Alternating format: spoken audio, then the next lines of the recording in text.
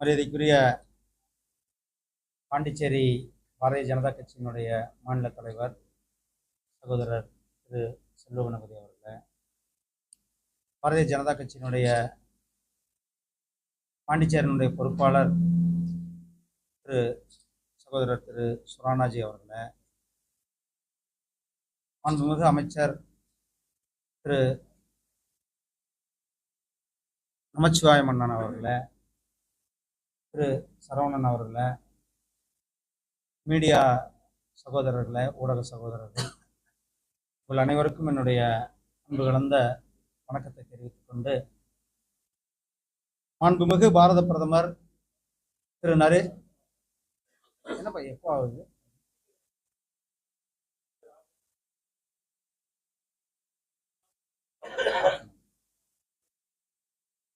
மாண்புமிகு எப்போ ஆகுதா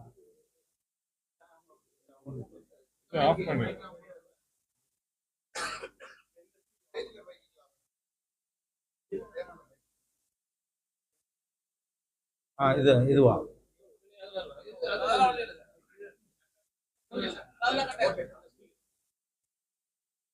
மாண்புமிகு பாரத பிரதமர் மரியாதைக்குரிய திரு நரேந்திர மோடிஜி அவர்களுடைய வரலாற்று சிறப்புமிக்க 3வது முறை ஆட்சி. இந்த 3வது முறை வரலாற்று சிறப்புமிக்க ஆட்சியில நேற்றைக்கு மேலும் ஒரு மகுடமாக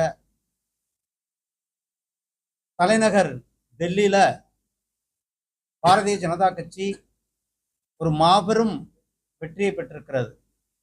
மாண்புமிகு பிரதமர் திரு நரேந்திர மோடிஜி அவர்களுடைய விக்சித் பாரத், வளர்ச்சியடைந்த பாரதத்தினுடைய மக்கள் நல திட்டங்களை செயல்படுத்துகின்ற அந்த திட்டங்களுக்கு அங்கீகரிக்கின்ற விதமாக டெல்லியில ஒரு மிகப்பெரிய ஒரு வரலாற்று சிறப்புமிக்க வெற்றியை பெற்றிருக்கிறோம். கெஜ்ரிவால் அவர்களுடைய ஊழல் ஆட்சி, ஒரு ஆணவம், ஒரு திமிர் பிடித்த ஒரு ஆட்சியானது தூக்கி எறியப்பட்டிருக்கிறது. டெல்லி மக்கள் பாரதிய ஜனதா கட்சிக்கு ஒரு மிகப்பெரிய வெற்றியை கொடுத்திருக்கிறார்கள். டெல்லி மக்களுக்கு பாரதிய ஜனதா கட்சியினுடைய நிர்வாகிகள், தொண்டர்கள் அனைவருக்கும் இந்த நேரத்தில் எங்களுடைய வாழ்த்துக்களை தெரிவித்துக் கொண்டு, எங்களுடைய மாண்புமிகு பிரதமர் திரு நரேந்திர மோடிஜி அவர்கள் இந்த நாட்டினுடைய வளர்ச்சி, இந்த நாட்டினுடைய வளர்ச்சியினுடைய வேகம், இந்த நாட்டினுடைய வளர்ச்சியினுடைய அளவு, இதை தான் வைத்துக்கொண்டு ஒரு மிகப்பெரிய அளவில் இந்த நாட்டை வளர்ச்சி பாதையில் எடுத்து சென்று கொண்டிருக்கிறார்கள். கடந்த 10 ஆண்டுகளில் இந்த நாட்டினுடைய வளர்ச்சி வீதம், அதாவது இங்கிலாந்தை பின்தள்ளிவிட்டு மிகப்பெரிய வளர்ச்சியடைந்த பொருளாதார நாடுகளில் 5வது இடத்துல நாம் இன்றைக்கு முன்னேறி இருக்கின்றோம். 2014 நாம் இருந்தது 11வது இடம். இன்றைக்கு வித்தின் 10 வருஷத்துல நாம 6 இடங்கள் முன்னேறி, அதுவும் இங்கிலாந்தை கூட பின்தள்ளி விட்டு நம்மளுடைய நாடு மிகப்பெரிய வளர்ந்து வருகின்ற பொருளாதாரத்துல 5வது நாடாக இருந்து கொண்டிருக்கின்றோம். 2027 நாம் 3வது மிகப்பெரிய பொருளாதார நாடாக இலக்கு வைத்து நம்மளுடைய ஆட்சியானது அதற்கான வேலைகளை நாம் தொடர்ந்து செய்து கொண்டிருக்கின்றோம். இப்படிப்பட்ட இந்த நேரத்தில் 2047 நம்மளுடைய இலக்கு விஸ்வகுரு, உலகத்துல மிகப்பெரிய நாடாக, வளர்ச்சியடைந்த பாரதமாக நம்மளுடைய நாடு இருக்க வேண்டும். அதற்காக நாம் அனைவரும் அடுத்த ஸ்டெப் எடுத்து வைத்திருக்கிறோம். அதனுடைய ஒரு ஸ்டெப்பாக இந்த 2025, 2026 பட்ஜெட் ஒரு தலை சிறந்த பட்ஜெட். நாம 2047 இந்த நாடு மிகப்பெரிய ஒரு வளர்ச்சியடைந்த நாடாக இருக்கும். அதற்கான நாம் என்ன ஒரு மிகப்பெரிய விஷன். அடுத்த 25 ஆண்டுகள் நமக்கு இந்த நாட்டினுடைய வளர்ச்சியில மிக முக்கியமான நாட்களாக இருக்கிறது. அடுத்த 25 ஆண்டுகள் நாம் எந்த விதத்துல பிரயாணிக்க போகிறோம், அடுத்த 25 ஆண்டுகள் எதை நோக்கி நாம் பிரயாணிக்க போகிறோம், அடுத்த 25 ஆண்டுகள்ல நம்மளுடைய இலக்கு, அதை நோக்கி நம்மளுடைய இந்த பட்ஜெட்டானது மிக சிறப்பாக நம் பட்ஜெட்டை நம்மளுடைய மரியாதைக்குரிய நிதியமைச்சர் மாண்புமிகு திருமதி நிர்மலா சீதாராமன் அவர்கள் தாக்கல் செய்திருக்கிறார்கள். அந்த பட்ஜெட்டினுடைய மிகப்பெரிய ஒரு இம்பேக்ட், அனைவரையும் உள்ளடக்கியது. நாம் விக்சித் பாரத்தை பேசுகிறோம். 2047 ஒரு வளர்ச்சியடைந்த நாடாக இருக்கணும்னா நாம் இன்னைக்கு பார்க்குறோம். மிகப்பெரிய நம்மளுடைய பாண்டிச்சேரியில் கூட இன்றைக்கு விமான நிலையம் வந்திருக்கிறது. அதே போல மிகப்பெரிய அளவில் இன்ஃப்ராஸ்ட்ரக்சர் டெவலப்மெண்ட் பண்ணி கொண்டு இருக்கின்றோம். அதே நேரத்தில் அனைத்து மக்களையும் சப்கா சாத் சப்கா விகாஸ்னா அனைவருடைய வளர்ச்சி, அனைவரும் இணைந்து நம்மளுடைய பிரதமருடைய இலக்கோடு நாம் அனைவரையும் உள்ளடக்கிய ஒரு மிகப்பெரிய பட்ஜெட்டாக இந்த பட்ஜெட் தாக்கல் செய்யப்பட்டிருக்கிறது. இந்த பட்ஜெட் ஒரு மிகப்பெரிய வரலாற்று சிறப்புமிக்க பட்ஜெட்டாக அமைந்திருக்கிறது. இந்த பட்ஜெட்டினுடைய மிக முக்கியமான நோக்கம் ஜீரோ பாவர்ட்டி. பாவர்ட்டியை நம்மளுடைய 2047 பாவர்ட்டியே இருக்கக்கூடாது என்பது.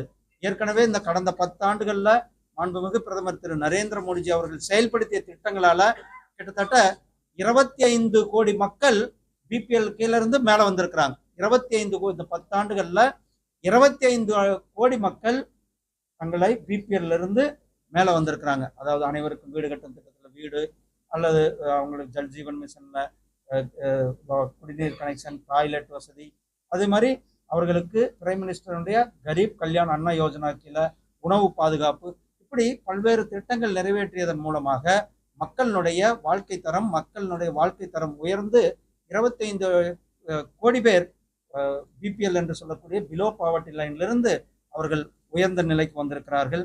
அதை நோக்கி இந்த ஜீரோ பாவர்ட்டி நோக்கி நம்மளுடைய அரசாங்கம் இந்த பட்ஜெட்டை தாக்கல் செய்து கொண்டிருக்கிறது.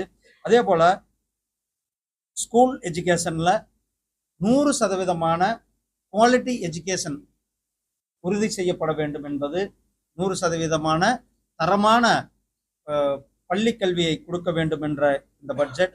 அதே போல இந்த பட்ஜெட்டினுடைய அஃபோர்டபுள், அதாவது அனைவரும் ஏற்றவாறு சுகாதார வசதிகள் ஏற்படுத்தி கொடுக்க வேண்டும் என்ற இந்த நோக்கத்துடன் இந்த பட்ஜெட். அதே போல நம்மளிடத்துல ஒரு மிகப்பெரிய மேன் பவர், இன்னைக்கு உலகத்திலேயே அதிகமான மேன் பவர் இருக்கிற நாடு நம்மளுடைய பாரத நாடு. கிட்டத்தட்ட 140 கோடி மக்கள் தொகை இருக்கிற நாடு, அதிகமான இளைஞர்கள் இருக்கிற நாடு. இதுல இந்த இளைஞர்களை ஸ்கில்டு மேன் பவராக, ஏன்னா இன்னைக்கு நம்ம உலகம் முழுவதும் பார்க்குறோம், இந்தியாவினுடைய மேன் பவர் தான் இன்னைக்கு உலகத்தையே ஆண்டு கொண்டிருக்கிறார்கள்.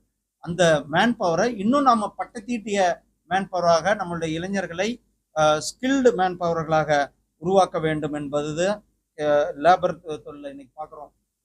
கேரளாவிலிருந்து நர்சிங் கேர், இது உலகம் முழுவதும் இன்னைக்கு போய் கொண்டு இருக்கிறார்கள். தமிழ்நாட்டிலிருந்து இன்னைக்கு உலகம் முழுவதும் நம்மளுடைய ஸ்கில்டு எம்ப்ளாயீஸ் லேபர்கள் போய் கொண்டிருக்கிறார்கள். அதை இன்னும் ஊக்குவிக்கும் விதமாக 100% ஸ்கில்டு மேன் பவரை உருவாக்குவது, எம்ப்ளாய்மெண்ட் வேலைவாய்ப்போடு ஸ்கில்லோடு வேலைவாய்ப்பை உருவாக்குவது இந்த பட்ஜெட்டினுடைய மிகப்பெரிய நோக்கம்.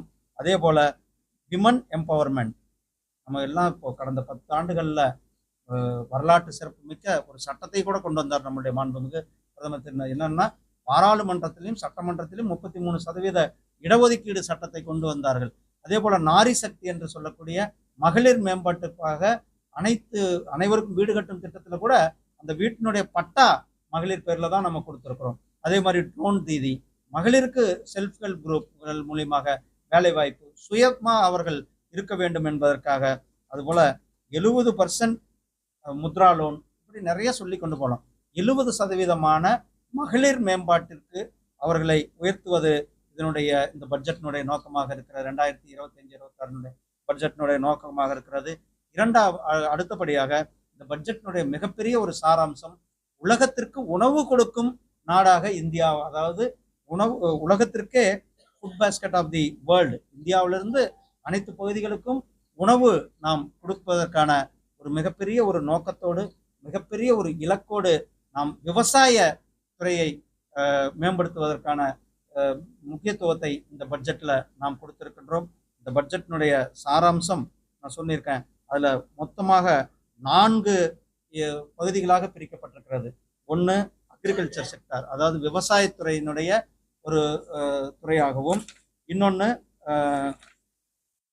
எம்எஸ்எம்இக்கள், அதாவது மீடியம் ஸ்மால் மைக்ரோ என்டர்பிரைசஸ், அது.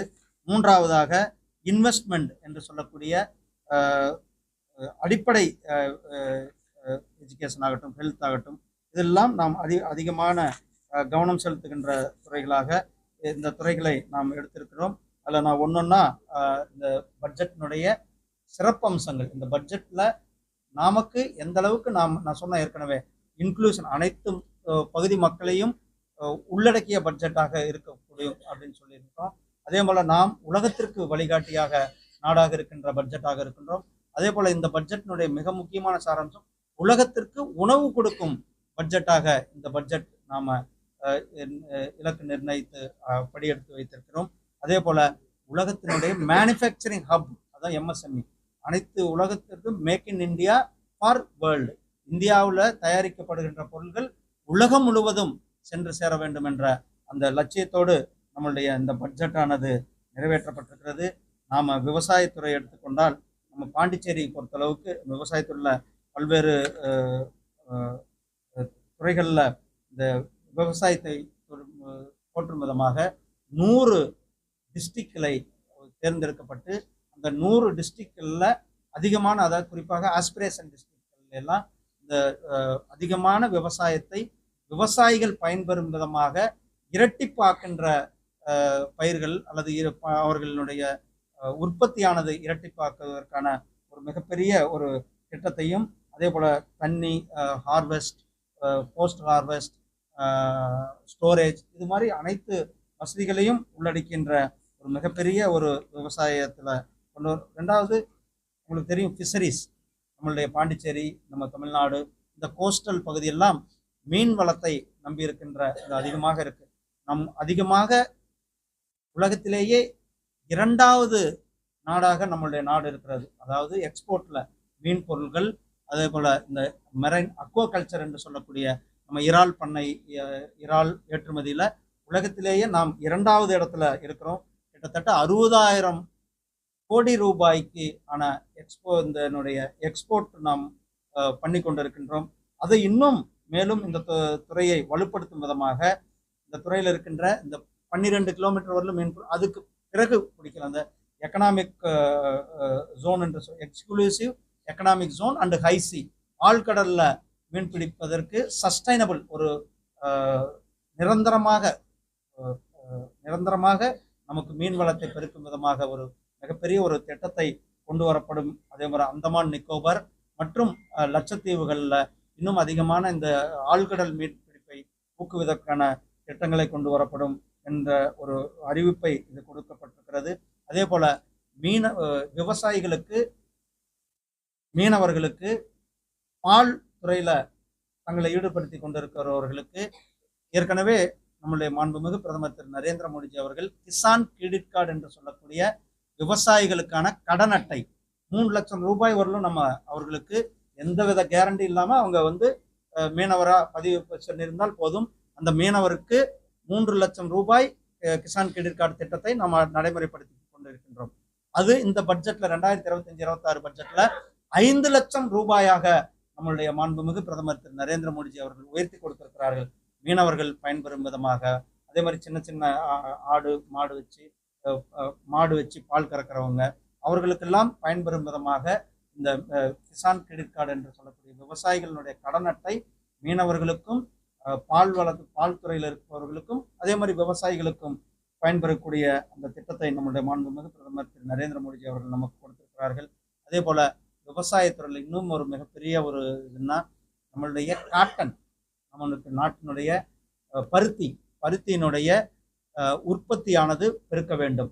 நமக்கு இன்றைக்கு தேவை அதிகமாக இருக்கிறது. உலகளவில் இன்னைக்கு இந்தியாவினுடைய டெக்ஸ்டைல் துறையில் நாம் மீனவ துறையில் நம்ம உலகளவில் 2வது எக்ஸ்போர்ட்டாக இருக்கிறோமோ அதே போல் டெக்ஸ்டைலை பொறுத்தளவுக்கு இன்றைக்கு மிகப்பெரிய ஒரு எக்ஸ்போர்ட்டராக நாம் இருந்து கொண்டிருக்கின்றோம்.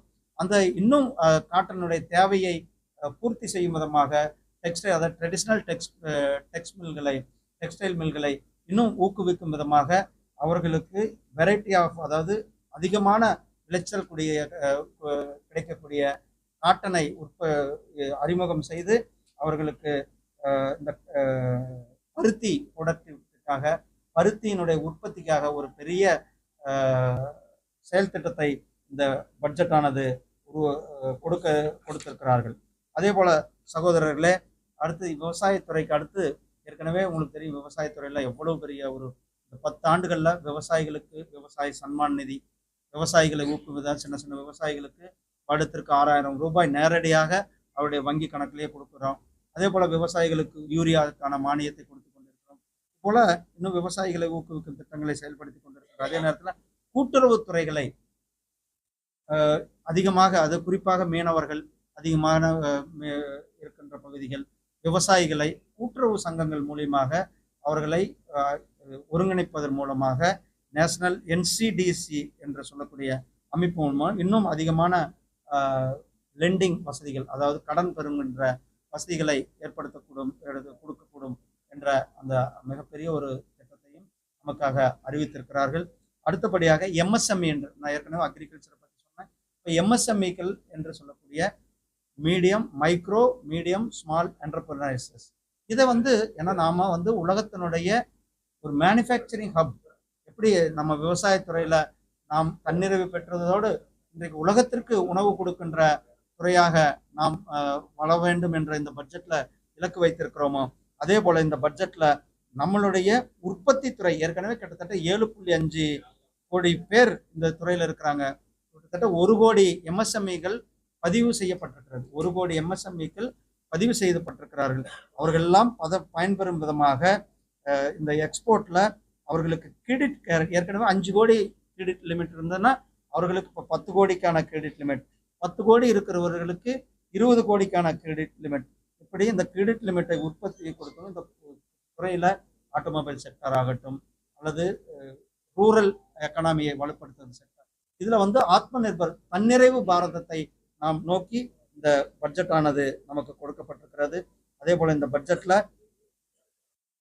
ஸ்டார்ட் அப் என்று சொல்லக்கூடிய புது நிறுவனங்களை ஊக்குவிப்பதற்கான ஒரு ஃபண்டு, அதுக்கு கிட்டத்தட்ட 10,000 கோடி ரூபாய் நிதியை நம்முடைய மாண்புமிகு பிரதமர் அவர்கள் இளைஞர்களுக்கு வேலைவாய்ப்பு உருவாக்குகின்ற, சகோதர சகோதரிகளுக்கு வேலைவாய்ப்பு உருவாக்குகின்ற ஒரு மிகப்பெரிய திட்டமான ஸ்டார்ட் அப் இந்தியாவை நம்மளுடைய இந்த நிறுவனங்களுக்கு 10,000 கோடி ரூபாய் அளவுக்கான நிதியை இந்த பட்ஜெட்ல நமக்கு ஒதுக்கி இருக்கிறார்கள்.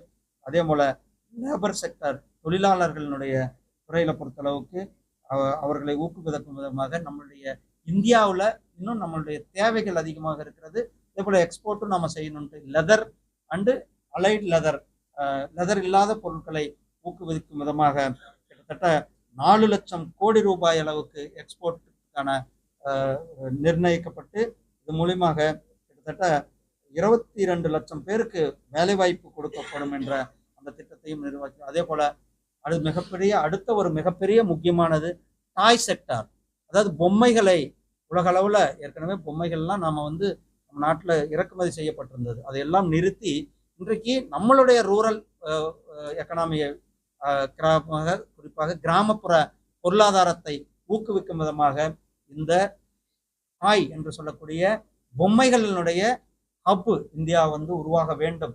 நம்மளுடைய பொம்மைகள் இன்றைக்கு உலகம் முழுவதும், தஞ்சாவூர் தலையாட்டி பொம்மை, அது மாதிரி ஒவ்வொரு ஆந்திராவில் இருக்கின்ற பொம்மைகள், அது மாதிரி ஒவ்வொரு பகுதிக்கும் நம்மளுடைய பொம்மைகளுக்குன்னு ஒரு தனி சிறப்பு இருக்கிறது.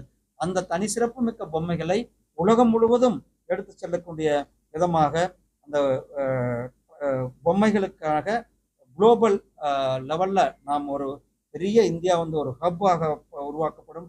அதற்காக கிளஸ்டர்ஸ், ஸ்கில், ஈகோசிஸ்டத்தை உருவாக்கப்படும் என்ற இந்த பட்ஜெட்ல நமக்கு நம்மளுடைய மாண்புமிகு நிதியமைச்சர் மரியாதைக்குரிய திரு நிர்மலா சீதாராமன் அவர்கள் நமக்கு கொடுத்திருக்கிறார்கள். அதுக்கு அடுத்தது 3வது என்ஜினாக இன்வெஸ்ட்மெண்ட், அதாவது நாம எதுல இன்றைக்கு நம்மளுடைய அடிப்படை தேவைகளை உருவாக்க வேண்டும் என்ற மிக முக்கியமான இன்வெஸ்ட்மெண்ட். அதுல சுகாதாரத்துல, அதாவது அங்கன்வாடி மையங்கள்ல நமக்கு சிறந்த நியூட்ரிஷியஸ் ஃபுட்டுகள் வேண்டும் என்பது கிட்டத்தட்ட 8 கோடி குழந்தைகளுக்கும் 1 கோடி தாய்மார்களும் பயன்பெறும் விதமாக அங்கன்வாடி மூலியமாக போசான் சக்சம் அங்கன்வாடி, போசான் 2.0 என்ற அந்த ப்ரோக்ராமை இன்னும் அனைத்து ஆஸ்பிரேஷன் டிஸ்ட்ரிக்ட்லையும் உருவாக்கப்படும். நார்த் ஈஸ்ட் அல்லது அனைத்து மாவட்டங்களிலையும் அனைத்து கிராமங்களிலையும் கூட இதை நடைமுறைப்படுத்த இருக்கிறது. அதற்கு அடுத்ததாக அடல்ட் டிங்கரிங் லேப் என்று சொல்லக்கூடிய சயின்ஸ், கிராமப்புறங்களில் இருக்கிற அரசு, நகர்ப்புறங்களில் இருக்கிற அரசு பள்ளிகளில் இருக்கிற அரசு பள்ளிகளை அதில் அந்த இருக்கின்ற மாணவர்களை அதாவது ஆராய்ச்சிகளில் ஈடுபடுத்தும் விதமாக அவர்களை ஊக்குவிப்பதற்காக அடல்ட் டிங்கரிங் லேப் என்று சொல்லக்கூடிய 50,000 அடல்ட் டிங்கரிங் லேபுகள் இந்த பட்ஜெட்டில் நமக்கு, அதாவது அரசு பள்ளிகளினுடைய மாணவர்களுடைய திறமைகளை கண்டறியும் விதமாக, அவர்களுடைய அறிவியல் திறமைகளை கண்டறியும் விதமாக அவர்களை இன்னும் மேலே கொண்டு வருவதற்காக இந்த அடல்ட் டிங்கரிங் லேப் என்று சொல்லக்கூடிய லேபுகள் 50,000 லேபுகள் உருவாக்கப்படும் என்ற அந்த அறிவிப்பை கொடுத்திருக்கிறார்கள். அதுக்கடுத்ததாக பிராட்பேண்ட் கனெக்ஷன், இன்டர்நெட் வசதி அனைத்து அரசு பள்ளிகளுக்கும், அதே போல் அனைத்து பிரைமரி ஹெல்த் சென்டர்கள்லையும், இந்தியா முழுவதும் இருக்கிற அனைத்து அரசு பள்ளிகள், அனைத்து பிரைமரி ஹெல்த் சென்டர்லையும் நம்மளுடைய பிராட்பேண்ட் கனெக்ஷனை நம்மளுடைய இந்த பட்ஜெட்டில் கொடுப்பதற்கான திட்டத்தை கொடுக்கப்பட்டிருக்கிறது. அதே போல் இன்னும் நான் நிறைய சொல்லிக்கொண்டே போகலாம். நிறைய திட்டங்களை, சுயநிதி ஆகட்டும் அல்லது ஜல்ஜீவன் மிஷன் குடிநீர் திட்டம், ஒவ்வொரு வீட்டுக்குமே ஏற்கனவே நாம் நடைமுறைப்படுத்தி கொண்டிருக்கிறோம். ஜல்ஜீவன் மிஷன் என்று சொல்லக்கூடிய ஒவ்வொரு வீட்டுக்குமே குடிநீர் வசதி பைப் மூலியமாக கொடுக்கணும் என்ற அந்த திட்டத்தை 2028க்குள் 100% நம்ம அனைத்து வீடுகளுக்குமே கொடுக்க வேண்டும் என்ற அந்த திட்டத்தை நாம் நிறைவேற்ற மிகப்பெரிய ஒரு பவர் செக்டாரில், அதாவது இந்த எனர்ஜி செக்டாரில் நாம் தன்னிறைவு அடைய வேண்டும் என்பதற்காக ஒரு வரலாற்று சிறப்பு மிக்க ஒரு மிகப்பெரிய முக்கியமான முடிவை இந்த பட்ஜெட் எடுத்திருக்கிறது. என்னன்னா, இந்த நியூக்ளியர் பவர் இருக்கின்ற அந்த நியூக்ளியர் பவரில் தனியார் மையப்படுத்தி அவர்களை தனியாரில் ஊக்குவிக்கப்படுத்தி கிட்டத்தட்ட 20,000 கோடி ரூபாய் செலவில் இந்த வருட 2033க்குள்ள 5 தனித்தன்மை மிக்க இந்தியாவில் உருவாக்கப்படுகிற இண்டிஜினஸ் டெவலப்மெண்ட் ரியாக்டர்களை நாம் உருவாக்கப்படும் என்று 2047 100 கிகாவாட் மின்சார தேவையை நாம் சொந்தமாக நம்முடைய நாடுகளினுடைய முயற்சியிலேயே உருவாக்க வேண்டும் என்ற நோக்கத்தோடு இந்த திட்டத்தையும் நமக்காக நம்முடைய மாண்புமிகு பிரதமர் அவர்கள் உருவாக்கி இருக்கிறார்கள். அதே போல உதான் ஸ்கீம் என்று சொல்லக்கூடிய சின்ன சின்ன ஊருக்கெல்லாம் கூட ஏர்போர்ட் வரணும். ஏற்கனவே நம்மளுடைய பாண்டிச்சேரி, நம்மளுடைய தஞ்சாவூர், நம்மளுடைய வேலூர், இந்த மாதிரி ஊர்களுக்கெல்லாம் கூட இந்த உதான் திட்டத்தில் ஏர்போர்ட்டுகள் வந்திருக்கிறது. அது மாதிரி சின்ன சின்ன ஊர்களுக்கு கூட புதுசாக ஏர்போர்ட்டுகள், ஏற்கனவே 88 ஏர்போர்ட் அது மாதிரி உதானில் கொடுத்துருக்கோம். இந்த பட்ஜெட்டில் இன்னும் 120 புதிய ஏர்போர்ட்டுகள் சின்ன சின்ன நகரங்களில், பி சிட்டி, சி சிட்டியில், அதே போல் ஹெலிபேடுகள், ஸ்மாலர் சின்ன சின்ன ஏர்போர்ட், ஹெலிபேட் வசதிகள்லாம் உருவாக்கப்படும் என்ற அந்த அறிவிப்பை இதனுடைய பட்ஜெட்டில் கொடுத்துருக்குறாங்க. மிக முக்கியமாக டூரிசம் செக்டார், நம்ம பாண்டிச்சேரிக்கு மிகவும் முக்கியமான டூரிசத்தை டெவலப்படுத்துகின்ற கிட்டத்தட்ட இந்தியாவில் இருக்கின்ற 50 மிக முக்கியமான நகரங்கள் தேர்ந்தெடுக்கப்பட்டிருக்கிறது. அந்த 5 முக்கியமான நகரங்களில் டூரிஸ்டுகளை டெவலப் பண்ணுவது, அந்த டூரிஸ்ட் பகுதிகளில் ஹாஸ்பிட்டாலிட்டி மேனேஜ்மெண்ட்டை உருவாக்குவது, அதாவது முத்ரா லோன், ஹோம் ஸ்டே. இப்போ ஒரு வீடு இருக்குதுன்னா அந்த வீட்லேயே நம்ம ஒரு 2 ரூம் சிறப்பாக இது பண்ணி வர்ற டூரிஸ்ட்டுக்கு அக்கம்பெனி தான் ஹோம் ஸ்டே என்று சொல்லி, அந்த ஹோம் ஸ்டேவை ஊக்குவிக்கும் விதமாக முத்ரா கடன்களை கொடுக்கப்படும் என்ற அந்த அறிவிப்பை நம்ம கொடுத்துருக்குறோம். அதே போல் டூரிஸ்ட் டெஸ்டினேஷன்களை மேம்படுத்துவதற்கான திட்டங்களையும் இந்த இதில் கொடுத்துருக்கிறது. ரெண்டாவது, பாண்டிச்சேரி தமிழ்நாடு எல்லாமே ஒரு மிகப்பெரிய ஒரு மெடிக்கல் டூரிசம் ஹப்பாக உருவாகி கொண்டிருக்கிறது. நம்மளுடைய குறிப்பாக மற்ற நாடுகளிலிருந்து, இந்தியாவினுடைய மற்ற பகுதிகளிலிருந்து தமிழ்நாடு, பாண்டிச்சேரிக்கு வெளிநாடுகளிலிருந்து மெடிக்கல் டூரிசம் வந்து கொண்டிருக்கிறார்கள். அதை ஊக்குவிக்கும் விதமாக வெளிநாடுகளிலிருந்து வர்றவங்களுக்கு விசா ஃப்ரீ, அல்லது அந்த டூரிசம் வந்து heal India, medical tourism and heal in India என்ற திட்டத்தை நம்முடைய மாண்புமிகு பிரதமர் திரு நரேந்திர மோடிஜி அவர்கள் நடைமுறைப்படுத்த இருக்கிறார்கள். இதெல்லாம் ஆல் இந்தியா லெவலையும் நம்மளுடைய அனைத்து இன்க்ளூஷனில் கொண்டு வருகின்ற திட்டங்களை உருவாக்குகின்ற நேரத்தில் நம்மளுடைய பாண்டிச்சேரி பகுதிக்கான இந்த பட்ஜெட்டில் மினிஸ்ட்ரி ஆஃப் ஹோம் மூலியமாக, இந்த பட்ஜெட் மூலியமாக 2025-26க்கு கிட்டத்தட்ட 3,432 கோடி ரூபாய் பாண்டிச்சேரிக்கு ஒதுக்கப்படும் என்ற அந்த அறிவிப்பை இந்த பட்ஜெட் மூலியமாக கொடுக்கப்பட்டிருக்கிறது. அதே போல் Jawaharlal institute of post graduate, அதாவது ஜிப்மர் பாண்டிச்சேரிக்காக 1,450 கோடி ரூபாய் நம்மளுடைய ஹெல்த் செக்டாரை மேம்படுத்துவதற்காக இந்த நிதியானது ஒதுக்கப்பட்டிருக்கிறது.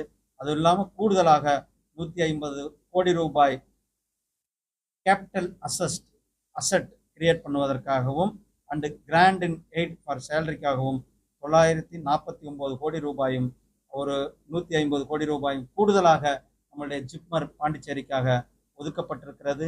அதே போல சென்ட்ரல் கவர்மெண்ட்லேருந்து நம்மளுடைய பாண்டிச்சேரியினுடைய ப்ராஜெக்டுகளுக்காக கிட்டத்தட்ட 186 கோடி ரூபாய் நம்மளுடைய குடிநீர் தேவைகளை பூர்த்தி செய்வதற்காக 186 கோடி 6.44 கோடி ரூபாய் நம்மளுடைய பாண்டிச்சேரியினுடைய தண்ணீர் தேவைகளை நிறைவேற்றுவதற்காக கொடுக்கப்பட்டிருக்கிறது. அதே போல இந்த பட்ஜெட்ல பாண்டிச்சேரி, காரைக்கால், மாஹி இந்த பகுதிகளுக்கு இருக்கின்ற ரயில்வே நிலையங்களை அமிர்த் பாரத் ரயில்வே திட்டங்கள் மூலியமாக ஏற்கனவே பாண்டிச்சேரியில் வேலை நடந்து கொண்டிருக்கிறது. இன்னும் அதை முழுமைப்படுத்துகின்ற விதமாக இந்த இந்த திட்டங்களை 4 ஆண்டுகளுக்குள்ள முடிக்கப்படும் என்ற இந்த இன்ஃப்ராஸ்ட்ரக்சரில் சொல்லியிருக்கிறது. அதே போல் நான் ஏற்கனவே சொன்ன கிசான் கிரெடிட் கார்டு அதில் கிட்டத்தட்ட பாண்டிச்சேரியில் மட்டுமே இந்த மீனவர்கள் அவர்கள் பயன்பெறும் விதமாக 16,000 கிசான் கிரெடிட் கார்டு ஆனது நம்மளுடைய பாண்டிச்சேரி கொடுக்கப்பட்டிருக்கிறது. அதில் அவர்கள் 3 லட்சத்திலிருந்து 5 லட்சம் ரூபாய்க்கான நிதியை இது மூலியமாக பெற முடியும். இதே மாதிரி காட்டன் உற்பத்தியில் நம்மளுடைய பாண்டிச்சேரிக்கு மிகப்பெரிய அளவில் வருமானம் வர இருக்கிறது. அதே போல் பேசிக் கஸ்டம் டியூட்டியானது நம்மளுடைய பாண்டிச்சேரிக்கு பொறுத்தளவுக்கு சப்போர்ட் டெக்ஸ்டைல் இண்டஸ்ட்ரியில் சப்போர்ட் பண்ணும் விதமாக இந்த பாண்டிச்சேரிக்காக கொடுக்கப்பட்டிருக்கிறது.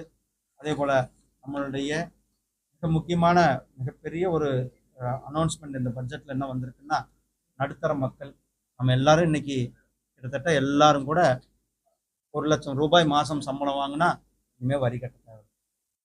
12 லட்சம் ரூபாய் வரலும் சம்பாதிப்பவர்களுக்கு வரி கட்ட தேவையில்லை. அந்த வரியானது இருந்து முழுமையாக விலக்களிக்கப்பட்டிருக்கிறது என்ற அந்த ஒரு பட்ஜெட் ஆனது நமக்கு மிகப்பெரிய ஒரு வரப்பிரசாதமாக இந்த பட்ஜெட் ஆனது இருக்கிறது. இந்த பட்ஜெட் மிக முக்கியமாக ஆத்ம நிர்பர் பாரத் என்று சொல்லக்கூடிய நம்மளுடைய தன்னிறைவு பாரதம், வளர்ச்சியடைந்த பாரதம் 2047 அதை நோக்கிய ஒரு மிகப்பெரிய பட்ஜெட்டாக இந்த பட்ஜெட் அனைத்து தரப்பு மக்களும் விரும்புகின்ற இந்த பட்ஜெட்டை நம்மளுடைய மாண்புமிகு பாரத பிரதமர் திரு நரேந்திர மோடிஜி அவர்களும்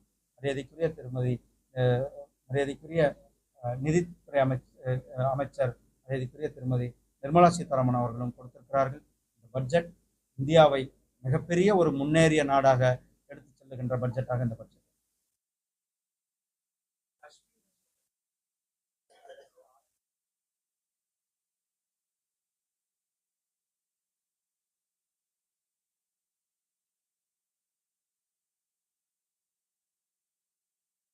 ரெண்டாயிரத்தி 14க்கு முன்னாடி ரயில்வேக்கு குறிப்பாக தமிழ்நாட்டுக்கு ஒதுக்கப்பட்ட தொகை வெறும் 800 கோடி ரூபாய் தான்.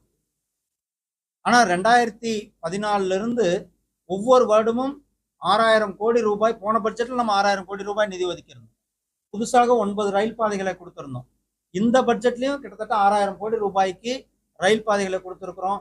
சென்னை எழும்பூர் ரயில் நிலையம் கிட்டத்தட்ட 800 கோடி ரூபாய் நிதியில இந்த ரயில் நிலையமானது மேம்படுத்தப்பட இருக்கிறது. கன்னியாகுமரி ரயில் நிலையம், பாம்பன் ரயில் நிலையம், இப்படி நம்மளுடைய பாண்டிச்சேரியினுடைய ரயில் நிலையம், காரைக்கால் ரயில் நிலையம், இதெல்லாம் கூட அமிர்த் பாரத் ரயில் திட்டத்தின் கீழே மேம்படுத்தப்படுகின்ற ரயில் நிலையங்களை நாம் செயல்படுத்தி கொண்டிருக்கின்றோம்.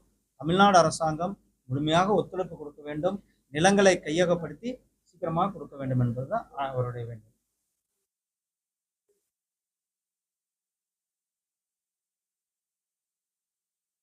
இந்த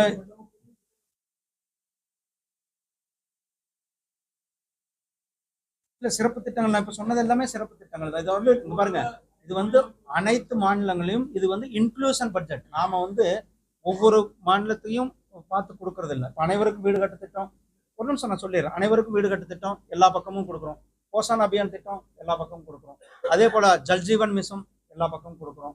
டாய்லெட்ஸ் எல்லா பக்கமும் கொடுக்குறோம். ஆஸ்பிரேஷன் நியூட்ரிஷன் சப்போர்ட் எல்லா பக்கமும் கொடுக்குறோம்.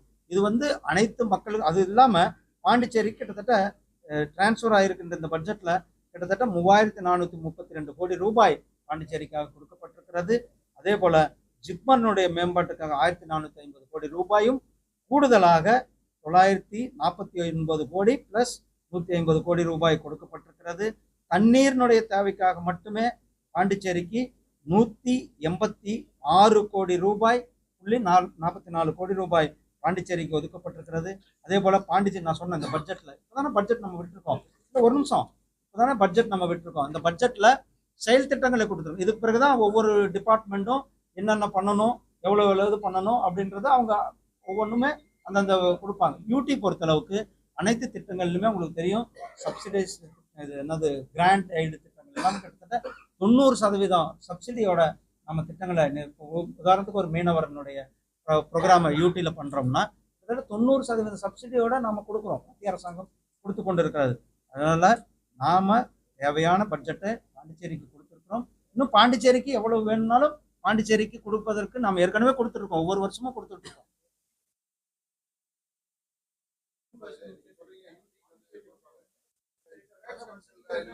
ஒவ்வொருத்தரும்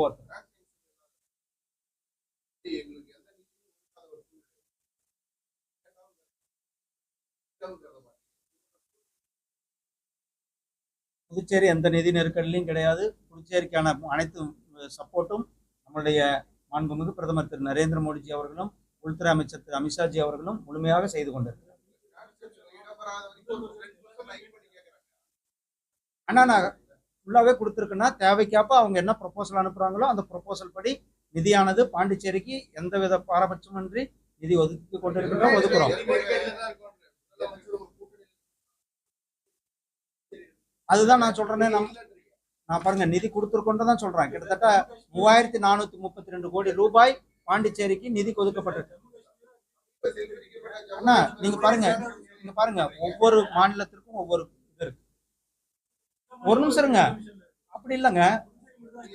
பாருங்க இந்த ஜம்மு காஷ்மீரை பொறுத்தளவுக்கு ஆர்டிகல் 370 நாம எடுத்த பிறகு அங்க நம்ம இங்க ஏற்கனவே இன்ஃப்ராஸ்ட்ரக்சர் பண்ணியாச்சு.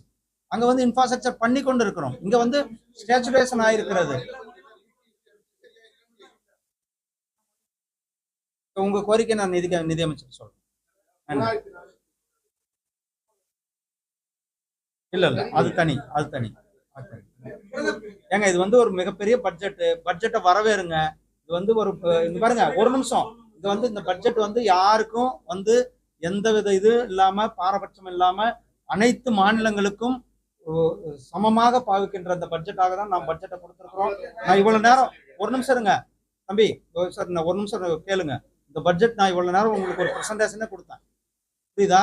இவ்வளவு ஒரு தீவிரமான பட்ஜெட்டு, மக்களுக்கு உபயோகமான இருக்கின்ற பட்ஜெட், மக்கள் பயன்பெறுகின்ற பட்ஜெட். கிட்டத்தட்ட 25 கோடி பேரை ஏழ்மையிலிருந்து மேல கொண்டு வந்திருக்கிறோம், புரியுதா?